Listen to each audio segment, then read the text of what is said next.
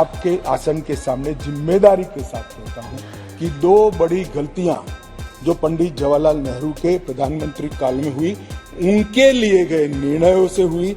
इसके कारण सालों तक कश्मीर ने सहन करना पड़ा। एक सबसे बड़ी गलती, जब हमारी सेना जीत रही थी, पंजाब का एरिया आते ही सीज फायर कर दिया गया और पाक ऑक्यूपाई कश्मीर का जन्म हुआ। अगर सीज फायर 3 दिन लेट होता तो पाक ऑक्यूपाई कश्मीर आज भारत का हिस्सा।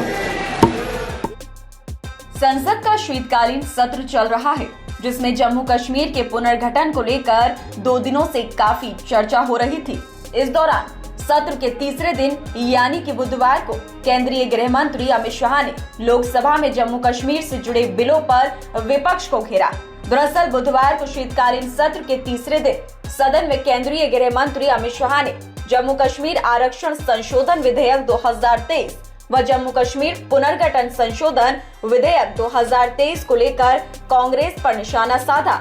अमित शाह ने कहा कि पाकिस्तान अधिकृत कश्मीर की समस्या पहले प्रधानमंत्री पंडित जवाहरलाल नेहरू की वजह से हुई। पूरा कश्मीर हाथ आए बिना सीज फायर कर लिया गया था, वरना यह आज भारत का हिस्सा होता।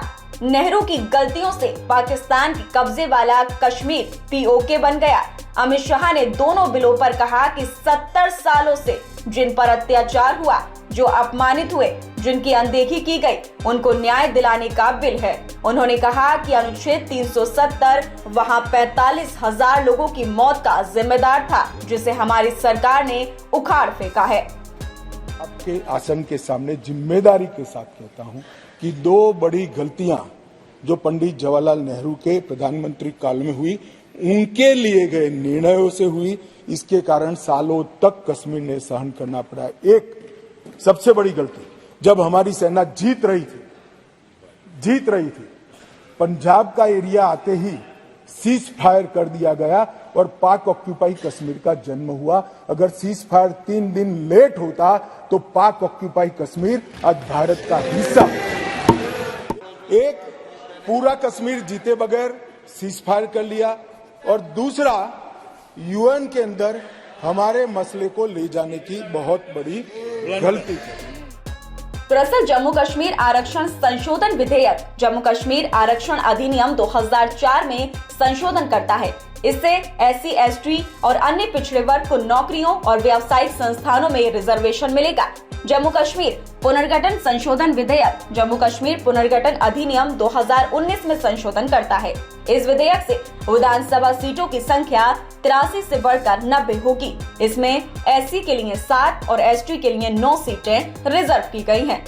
बता दें कि लोकसभा में इन दोनों विधेयकों पर चर्चा के दौरान काफी तीखी बहस देखने को मिली।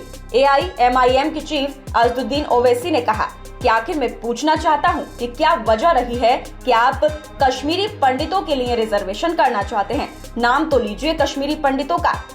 तो वहीं अधीर रंजन ने अमित शाह पर तंज कसते हुए कहा कि हमारे गृह मंत्री ने उस समय सदन में कहा था कि कश्मीर की बात छोड़िए, पीओके, सियाचिन, इन सब के लिए मैं जान देने को भी तैयार हूँ, आप अभी जिंदा हैं।